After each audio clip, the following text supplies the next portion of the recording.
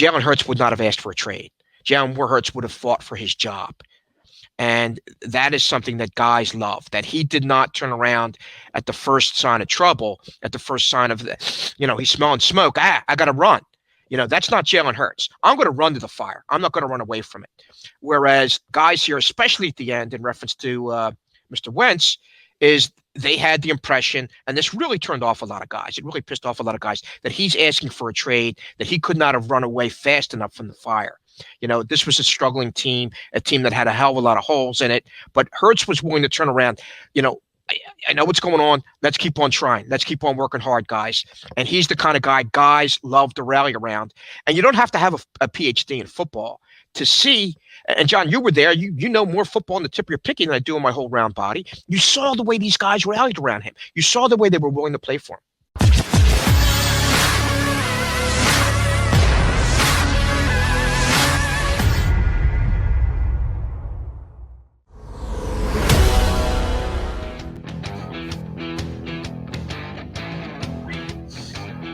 Birds 365, newest show on the JAKIB Media Network, accessible on phillyvoice.com, wherever you're catching us, listening to us, punching us up, streaming us. We appreciate it greatly. We're planning on doing this every day at this time, and you can go back and watch it again after the show is over and done with today, but it will be 8 a.m. to 10 a.m. every day right here on Birds 365. Jody McDonald with my partner, John McMullen. And we've got our first guest on the show. He keeps the follically challenge aspect of the show intact with those of us from both our show and the middle. Harry May's the only one who puts product in his hair. He's the only one who has hair to put product in. A fellow follically challenge chapter reporter, our buddy Joe Santoliquito, is our first guest with us here on Birds 365. How are you, Joe? I'm doing well, guys. Do you hear me? We hear you well. Okay. Well, listen, first off, I'm very honored by this. Believe me, the both of you. I believe I thank you both, we'll just say off the air, for the support and the belief and the trust in me when a hell of a lot of people didn't really trust me 2 years ago. And some did some things that were extreme. Some questioned me, but in the end, I know what I had on my side, and that was the truth. Yeah, and Joe, you and I have talked off the air a lot about Carson Wentz and his relationship with the organization, the fans, and that's one of the things. Personally, I get along with Carson. We've talked with that. I like him well, but I've always noted personalities in locker rooms. I mean, you get 65 guys together. Not everybody's going to like everybody. Why do you think it was so difficult for people to accept the fact that maybe not everybody in the world loved the quarterback? Well, first off, I think he's admitted that he does have a type A personality, which I can kind of relate to a little bit because I have a type A personality when it comes to certain things. And that could be a little bit standoffish. The thing that I think that I gathered through time that bothered these guys was that he wasn't more, and the Eagles, I believe, and you guys would know this very well, they like to use the word collaborative, and he didn't seem to be as collaborative, we'll just say, with things off the field as we would say with things on the field. And then obviously we found that through time, he wasn't so collaborative with things on the field either.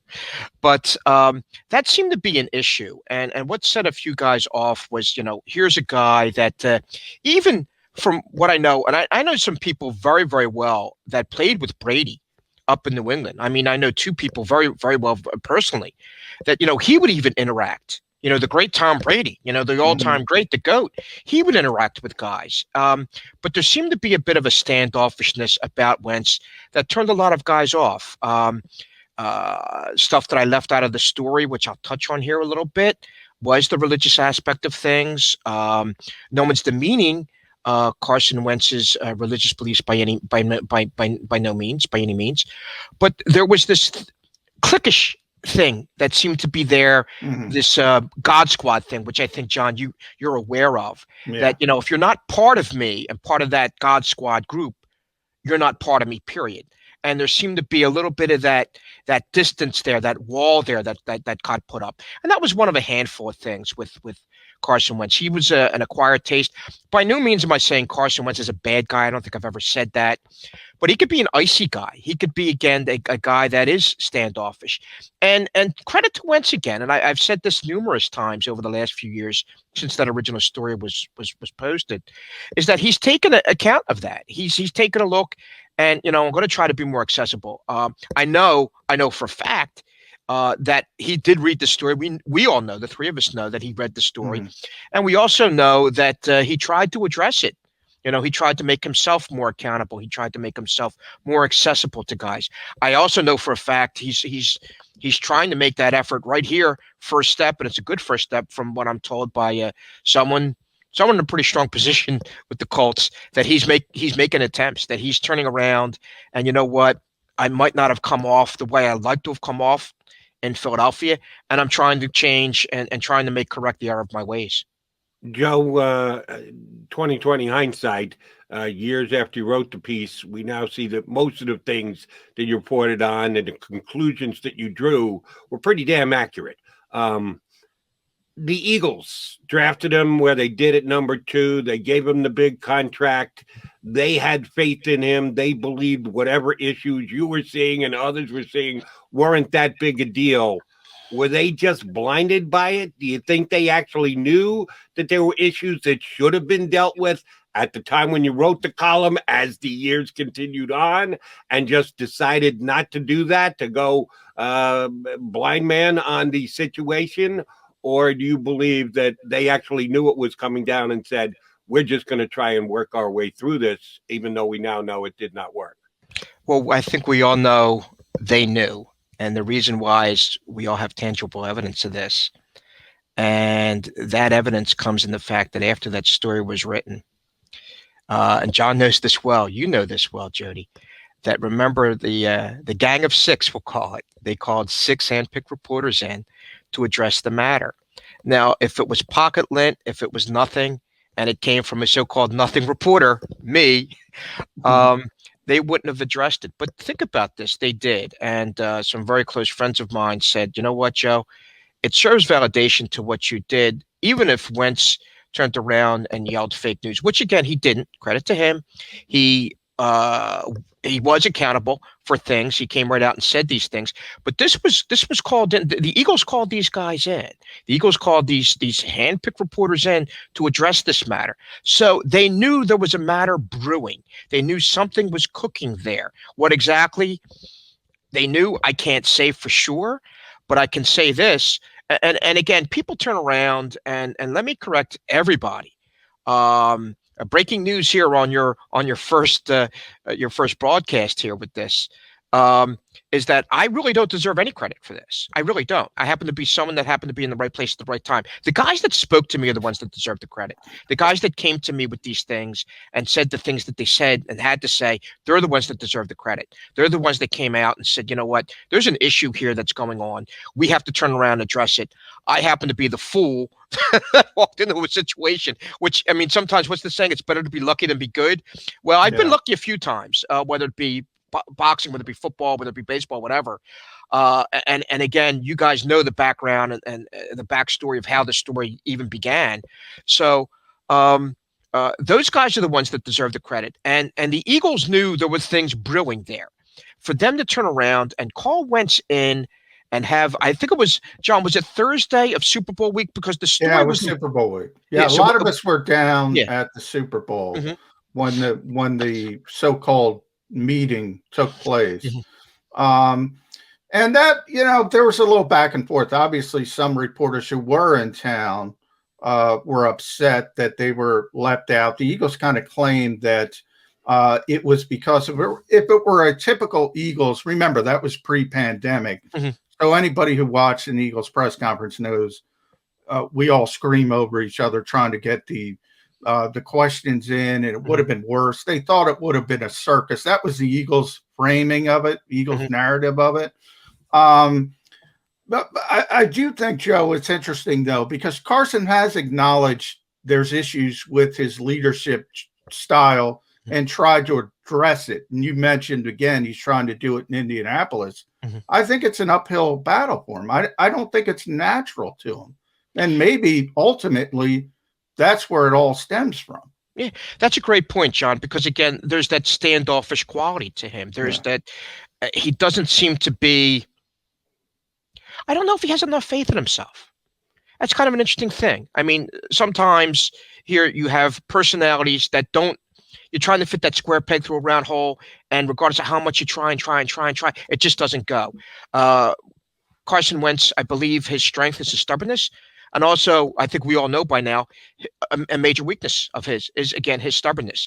We'll see how things turn out in Indianapolis. So far, from what I know, and the one conversation I had with someone there, is that he's making so far the good first steps, the right steps. And also this is a big key too. Indianapolis isn't throwing the whole ball of wax in his lap like the Eagles did. Uh, Jeff McClain's stories were very good. They were right on. And this is something here that, again, to quote Jeff McClain about what I had originally wrote, Jeff sent me a very nice text. It said, you peeled away the first layers. And one of those first layers was the fact that the Eagles gave him, Jeff Lurie gave him, Howie Roseman gave him almost complete autonomy in a lot of ways. The way it was worded to me when I was doing the research for the story and getting that outside collaboration for the story, which sent me back inside the building, is the famous quote that someone said, he has more power in there at the time, they felt, than Doug Peterson and Howie Roseman. If he wanted to, he has the line to the bat phone, and he can get anybody fired that he wants. And that is still, this is 2 years later, and that quote still resonates.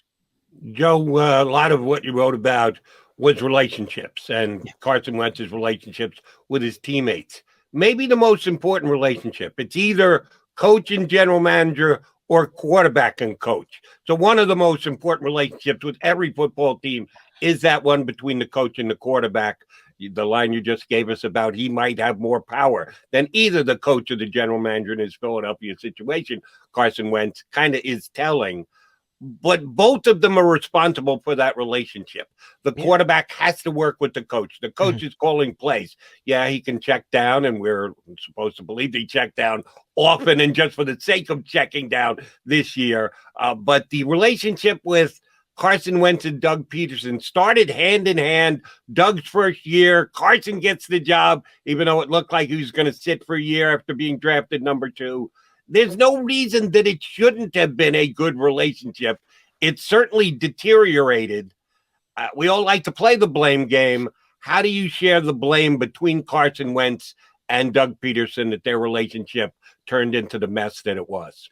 I'm going to go 70-30 Wentz as the cause. 70-30. Part of it was Doug, and it came to a point in time which I dug into this past season, what was going on. First off, what I found out, and again, no disrespect again meant to Jeff McClain. He did an amazing story, a couple of postseason stories on this past season. But part of what I found out was Wentz was given the power to change the plays from Peterson. And when he was turning around and making mistakes, now obviously we saw a glaring mistake in that interception he threw in the season opener against Washington, and that was a precursor of what really unfolded last season. It came to a point in time where Wentz loved that power. He loved the power to have that ability to change the plays at the line of scrimmage, and Peterson gave it to him. It came to a point where Wentz was again making these mistakes. And Peterson was like, you know what, dude, I gotta start reining this in a little bit more. And Wentz pushed back against that. That seemed that was a major point of friction between the two of them. But Wentz did not change the plays despite Doug Peterson. And these are from people that don't like Wentz. And they made sure, listen, Carson's a lot of things. But one thing Carson isn't is someone that's going to purposely turn around and spite the coach, and in a way, spite himself. It's like, what's the saying? I'm going to cut my nose to spite my face. That was not the case at all. He was making mistakes. Peterson saw the mistakes he was making. By this time, it was too late. Doug Peterson's problem is this, and I think you guys would agree. John, you're down there a lot. You know Doug as well as anyone. Doug is a great guy. And Doug Peterson's problem is he's a great guy. Yeah. He's the kind of guy that some guys I would say maybe some guys would take advantage of a little bit here and there. He had the Players respect. coach, the old players coach Mhm. narrative, whatever. He is a good guy, but Yeah. you're 100% right. And with Carson Wentz, I would say, yeah, he did not change plays to spite Doug Peterson. Mhm. If you go all the way back, Joe, to when the argument was Carson Wentz or Jared Goff back in the 2016 draft, the Eagles' claim at the time was, we want Wentz. We always wanted Wentz because he can handle things at the line of scrimmage. He's got a leg up the way North Dakota State plays offense, the way he can handle things, the autonomy at the line of scrimmage. The Eagles always wanted to give him that autonomy. The problem is, as he got regressively worse at it, which is, again, that's the part where I scratch my head. That's the part, the on the field stuff. I get the personality stuff. I can't, to this day, I can't explain the on the field regression. I can't. He didn't trust anyone around him. His eye levels, and again, this is from people that know the game, people that watch this guy. His eye levels began to drop. Where again, he had that. You would see, for example, Aaron Rodgers, perfect example, always looking upfield, always looking. Yeah. Here, Wentz, the eye level would drop to the line of scrimmage to see who's coming at me, instead of looking up and seeing what I have there, seeing who's open outside there. So you have the eye level that drops. He didn't trust the receiving corps that he had. He was not about to turn around, hence holding the ball, thinking and more thinking. And this was even in the season. This was even after the 28th season, what I was writing about. You start to see inklings of this then, where again, he doesn't trust anyone with the exception of Zach Ertz. Statistically, you could say Foles looked at Ertz as much as Carson Wentz looked at Ertz. But here, and this is from guys in the huddle with him. These are guys on the field with him. These are guys in the rooms with him, in the quarterback room, in the receiving room, in the offensive room, when they're breaking things down. This is according to these guys, and what they see and what they felt on the field. Statistically speaking, yeah, Foles did look at Ertz as much as Wentz looked at Ertz. But the bottom line is, when you're looking down the field, and as someone said to me, to quote an individual, and I'll clean it up, this is a family show, that blankety blank, will look at me when I'm 10 yards away from the blankety blank, where the other guy, 86, can have a 10-ton, gorilla hanging on his back, and he's still going to look at it. Where I have to be 10 yards away from my guy for him to even look at me. So that seemed to be the prevailing thought among the group of guys that were in the huddle with Carson Wentz. And I'm talking about the offensive line, I'm talking about the receivers, and I'm talking about the running backs. I'm talking about the whole core. Right, why is he holding on to the ball? Why is he holding on to the ball? Because he doesn't trust anybody. He doesn't trust the offensive line to obviously hold the block long enough for him to look down the field. He doesn't trust his receivers to get open. Hence, again, he's holding on to the ball. And he didn't trust himself in the end to put that ball through that tight window. And that's why he was making the mistakes he was making. Carson Wentz lost Carson Wentz in 2020. And the Philadelphia Eagles. So best of luck to him with the Indianapolis Colts. Yes. Mm-hmm. The quarterback now is Jalen Hurts. At least that's what we believe. But shoot, I thought Carson Wentz was going to be here for a decade. So what the hell do I know? Jalen Hurts is going to take over as the new man here in town. We got a good glimpse of him last year, but that's all it was a glimpse at the tail end of the season, which was short-circuited in the final game by Doug Peterson to put Nate Sudfeld in. Oh, we'll dedicate an entire show to that one of these days here on Birds 365. But we did see what we saw, and they did trade Carson Wentz, and you have to believe they did so because they believe Jalen Hurts is capable of becoming their franchise quarterback. What's the relationship? This to both of you guys who cover the team. What is the relationship with Hurts and his teammates? No, it's an ever-changing group, and there are going to be wide receivers here this year coming up that have never been here before, and some that were here for a long time that are no longer here.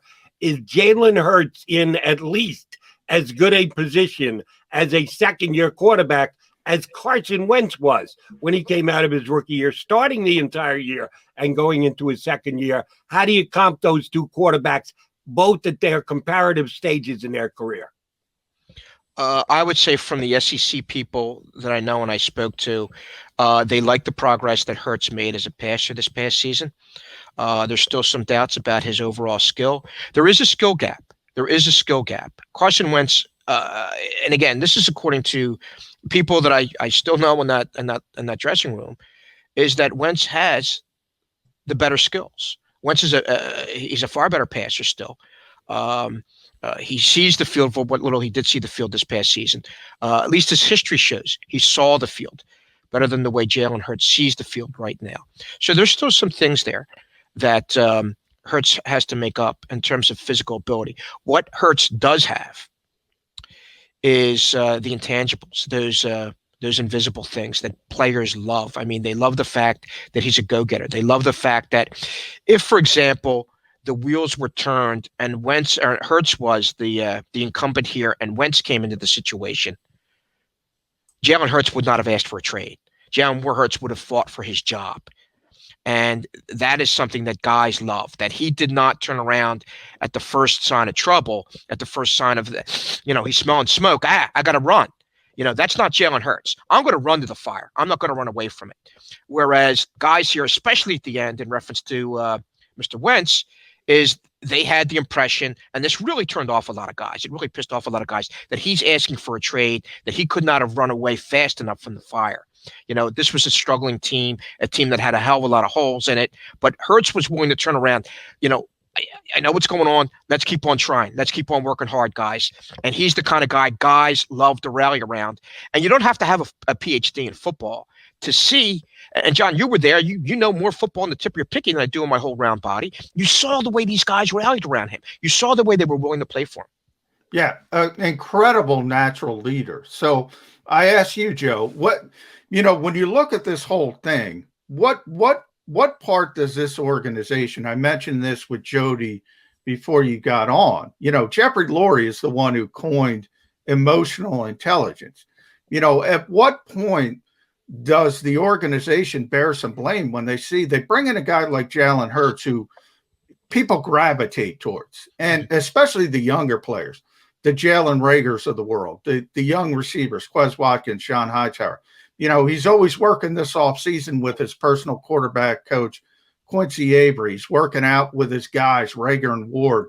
These guys gravitate towards him. At what point do you see, hey, Aaron Rodgers doesn't have the greatest personality. A lot of his teammates think he's standoffish. Yeah. He can still play, though. We're not going to move on. Mm-hmm. At what point do you say to yourself, maybe we don't want to put this in the mix, so to speak? What do you think the organization, do they bear a brunt when it comes to that? They do, because first off, they put a lot of, an Easter reference, they put a lot of eggs in the Carson Wentz basket. And so they bear the responsibility there. They gave him way, way, way too much power. And they let Wentz know that. So that's where I think they blame some of the responsibility. Here's a twist of it, though, for both you guys. Now, should they have drafted someone different with that pick in the second round? I believe so. I mean, there's a lot of other holes here. But still drafting Jalen Hurts, you know what? I speak for myself. If I'm Carson Wentz, and I, again, with that type A personality, I want to fight for that job. That's not scaring me that they drafted this guy. So what? They just signed me. They just signed me, $140 million. Why do I have to worry about that? I'm going to turn around. I'm going to bust my tail. I'm going to work real hard, But the thing is, and this is Wentz. And John, you know this, as a number of other people know this from watching the Eagles during the preseason. There was barely any dialogue between Wentz and Hurts. There was, and I also know this for a fact, not too much dialogue in the quarterback room either between the two of them. So that, again, and I'm going to put that on Wentz. So the organization drafted a quarterback in the second round. Who bleeping cares? I got to turn around and I got to work and I got to focus on me and I got to focus on what I can do, because if I'm my best Carson Wentz, the Eagles are a better team because of it. And again, there was the fire there, and the ship's starting to list, and it's starting to sink. And Carson Wentz could not have run to the tail of that ship to jump ship fast enough. Where again, Jalen Hurts would not have done that. And we see so far from Jalen Hurts, so far in a year, going into year two with him, he doesn't seem to be that type. Where are the leaks? Give me a pail so I can turn around. If I have to turn around and get a spoon to turn around and get the water off the ship, I'm going to do whatever I can to turn around and make this a better situation. I don't blame Jalen Hurts at all for anything. And actually, how crazy this may sound of the drafting of Jalen Hurts by the Eagles, I don't blame them either. You're looking at a situation where you have an injury-prone quarterback. What we want to do, and we don't want a situation where McCown comes in a playoff game. We don't want that situation again. We want a better chance to win. And I see and understand why the Eagles drafted Hurts in the second round last year. I don't agree with it, but I understand it. All right, Joe, let's advance the narrative to this year and the Eagles quarterback room. As of right now, it's Jalen Hurts and Joe Flacco. When the Eagles traded down from 6 to 12, made it pretty obvious that they were going to do what was reported and as to what Jeff Lurie had said, wanted to do everything to improve things around the quarterback, Jalen Hurts, rather than bring in competition for Jalen Hurts. They're not going to take quarterback with the 12th pick in the draft. They're not going to trade back up into a higher spot to take one of the top 4 or 5 quarterbacks in this draft, but they still are the quarterback factory. So they're going to have to take a quarterback at some round in this upcoming draft. What's an acceptable round? If second was too high for Carson Wentz, God forbid you take one in the second round, where is the acceptable round for this year's next to-be-developed quarterback that the Eagles are going to take? Is it day 2, day 3? Is it Mr. Irrelevant if they trade into that spot? When and where are they going to add another quarterback to the room? I wouldn't speculation. I could see them possibly looking at a 4th or 5th round pick, possibly a 5th round pick. They have so many different holes to fill right now. That's far more important than they whoever their quarterback's going to be. I mean, right now it's Jalen Hurts, obviously, but moving forward, this is Jalen Hurts' his tryout year. Let's see what he can do. Let's see what he can produce for us. But this is going to be a year. First off, I think we all agree the Eagles are not going to be very good next season. It's a bad division, but it's a division where the other 3 teams have gotten considerably better. It's a division where you're dealing with a new head coach who's working on. They're not only dealing with new personnel that's coming in, they're dealing with a new system that this whole group's going to have to learn. So there's going to be a trial and error process in terms of the learning and what's going on there. I could see them trying to fill as many positions as they can with the first, second, third, fourth. So I could see possibly a 5th round, maybe a 5th round, a 6th round selection chosen, for a quarterback. Right now, I don't. I know quite a bit about Joe Flacco. I think Joe is a solid, sound backup. But Joe Flacco is not. He is not the mentor type. Joe Flacco is. I will say this from what I know of Joe. Joe still thinks he can play. And Joe can play a little bit, but the Super Bowl Joe, that is gone. I don't know if Super Bowl Joe will be resurfacing again anytime soon. But in Joe Flacco's mind, he's still Super Bowl Joe. That hasn't changed a little bit there. So we'll see where that goes. I don't think he'll be helping Jalen too much. I think he may. I'd like to think he's going to talk to Jalen a little bit more than Carson Wentz spoke to him.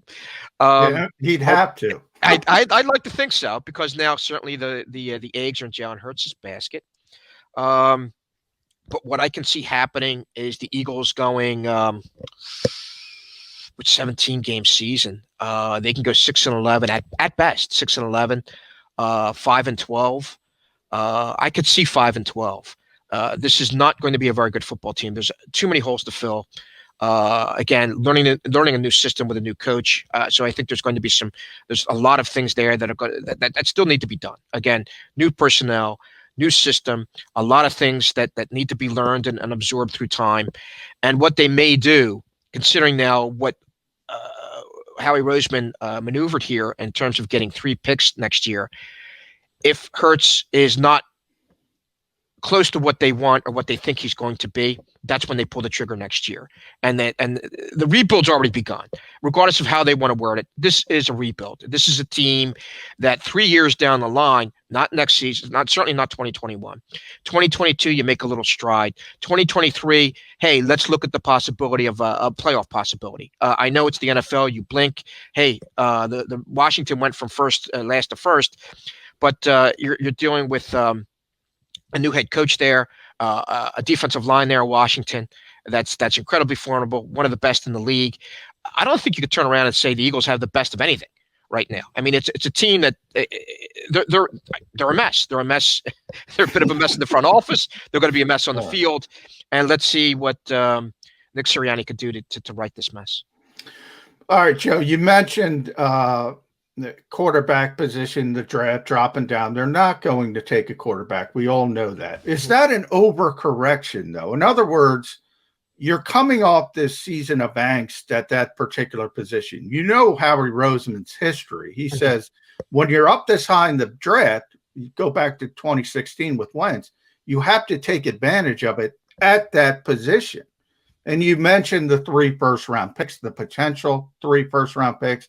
Yes, you can kick the can down the road. In theory, you're in position to do anything at the quarterback position, whether it's draft a Spencer Rattler, trade for Russell Wilson, whatever. But if you believe there is a quarterback, Justin Fields, who is a chance to be a superstar, aren't you doing yourself a disservice by saying we have to give Jalen Hurts a year? No offense to Jalen Hurts, but as you mentioned, the skill set is not the same. This is a second-round pick for a reason. Are the Eagles overcorrecting at the quarterback position to avoid controversy? I think so. Yeah. Right now, I suppose the most delicate way to put this is a popular word in the city that was certainly used with another franchise. They're politely tanking. We can't win anything this year. Let's see what we can get out of Jalen. Let's see how things go. They know it. We know it. They're not. I mean, again, what's the over under? I think it's 6.5. And certainly, if anybody's out there, take the under. Take it. They don't want to mess what they have in Jalen. And again, I don't think Jalen does not have the mental fragility that we found out that Carson Wentz had. I'd like to think, again, Carson's making strides in correcting that. But this guy's going to fight. Whether or not he could fight all he wants, whether or not he actually has the skill set to succeed, that is what remains out there. That's the question that's out there. I don't think Justin Fields is certainly not going to drop to 12. Matter of fact, I'm not really a Justin Fields believer. Well, not 12, but if you were at 6, there was at least there's a chance. Not. There's a shot. There's a shot at 6. There's a shot at 6, but still, I think Howie again. I think the move also basically says what I've been saying all along, and I actually said months ago that they would trade down to get more picks to start to fortify whoever eventually is the quarterback of this team, whether it's Jalen Hurts or whether it's a 2023 or 2022 draft pick. We're going to parachute someone in. Let's see if at least we have the pieces that we can start turning this thing around to win. Does anybody believe in Andre Dillard? No. You have Jason Kelce, who's going year by year, and God bless him. I think he's a borderline Hall of Famer. He's certainly an Eagles Hall of Famer. For as much as I want to believe in Brandon Brooks, his character, his diligence, but I think Brandon, with the back-to-back Achilles injuries, is kind of near the end. I believe Lane Johnson. Lane Johnson is right now at this stage an 8 to 10 game a season player. We see too many breakdowns with him. Isaac Salamalu has proven to be sound at left tackle or left guard rather. So that's the situation the Eagles are looking at, and the most important spot on the field, offensive line. Defensive line, they're still very, very good.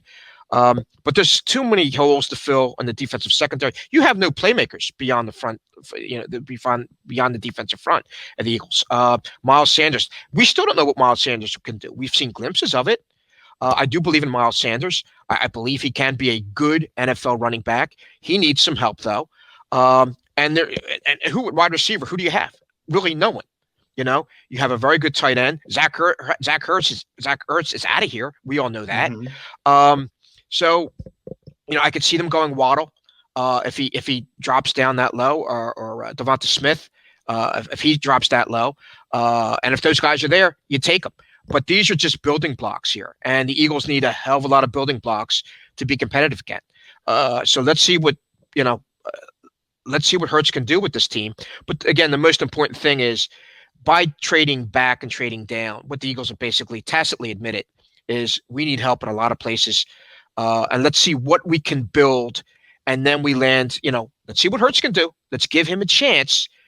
But this is his tryout year. If it doesn't work, at least we're going to fortify everything around the quarterback position and then parachute someone in, and let's see what they could do with what they have around them.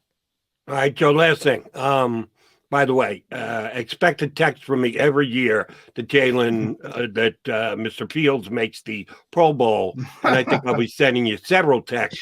You and I disagree there. I think he's got a chance to be a star quarterback in the league, but that will play out over time. Mm-hmm. You mentioned Ertz is gone, except that he isn't. Yeah. And we've been waiting for a trade to come down. We've got 20 some odd days before the draft. You would think that they will try and work something out between now and the draft. So if they get a pick for him, they can use it right away this year rather than wait till after the draft. And then any pick they get wouldn't be till the year thereafter. When is the divorce coming? And will it be for a draft pick in 2021, 2022, or no, they're not going to get a draft pick. And when push comes to shove, they're actually going to have to release Zach Ertz, which is the most possible scenario for this relationship to end on. I think the Eagles owe Zach Ertz. I think they owe him to let him go. I'm doing the righteous thing, doing the thing that plays out, and the thing that Zach Ertz deserves. I mean, this guy's a Super Bowl hero. This guy will forever be remembered in the city, and not just with Zach. Well, then why haven't they done that yet? If that's what because it's Howie Roseman. Because we know it's Howie Roseman, and he's waiting for that cup of gold at the end of the rainbow, and it's simply not going to happen unless Howie lowers his price for what they think they can get for Ertz. That's what the holdup is, and that's all the holdup is right now. They are not going to get their asking price for Zach Ertz, and so they may never. The day that they cut him, does Howie Roseman go, okay, I admit I was wrong. I thought he was actually worth something. That's my bad. I stiffed Zach Ertz by holding on to him for months, foolishly thinking I was going to get a pick for him when I ended up with nothing. Howie ever do anything like that? Does he actually admit that he's ever wrong?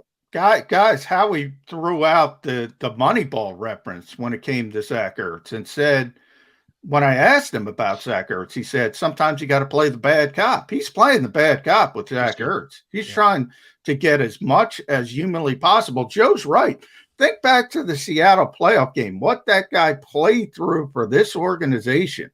Lacerated kidney, broken ribs. Not a doctor on the planet said he should have played. He fought through it, and he is upset at this organization that they didn't show the same respect in return. That's where they are with Zach Ertz. Yeah. And John and Jody, here's something else that I know for a fact is the stuff he does off the field is incredible. There was unbelievable. There was an event he held this past season for these kids, these group of kids, and I'm over there, and I would have loved to have done something on it. No, leave it alone. Don't, Joe, it's cool. Don't do anything. So he didn't need the TV cameras there. He didn't need knucklehead reporters letting me jotting stuff down and writing about all the wonderful things that he does, and his family and his mother and his wife, the wonderful things he does off the field. This guy is a true class act who deserves better, far better than the way he's being treated by the Philadelphia Eagles right now. We'll see how it shakes out. Joe, great stuff. We appreciate you coming on board with us. Thanks for being our first ever guest. I'm very honored, guys. I'm very honored. Thank you. Well, stay honored because we're going to keep calling and we're going to punch you up from time to time as we go forward. Thanks for jumping on with us today, bud. Okay. Thank you. Thanks for having me, guys. Joe Santoliquito joining us here on Birds 365. He's John McMullen. I'm Jody McDonald. We'll come back, start hour number 2. We've got another guest coming your way, another McMullen associate, Ed Kratz from SI is going to hop aboard with us. If you want to get your thoughts in, put them on the comment section on the stream. If we get some good comments, we might reference them during the show. John McMullen, Jody McDonald, we appreciate you tuning in here on Birds 365. Football in Philadelphia is a lifestyle, a passion from birth, and a personal responsibility to know the game. Boo when necessary. And think about EAGLES, Eagles! every second of every minute of every hour of every day. Birds 365 was created for you. Jody Mack, the legendary sports talker, joins forces with NFL insider John McMullen. Birds 365. Start your morning with Johnny Mack and Jody Mack across the JAKIB Media Network. Watch it live on YouTube.